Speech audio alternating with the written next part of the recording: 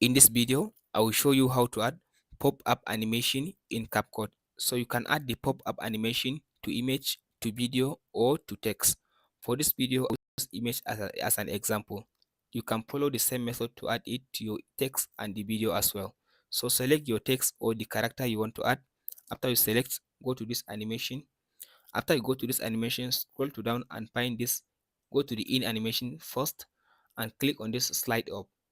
After you click on the slide up, so here is the duration. You can increase the duration or you can decrease the duration if you want. Then click on this out animation. So scroll down and click on this slide down.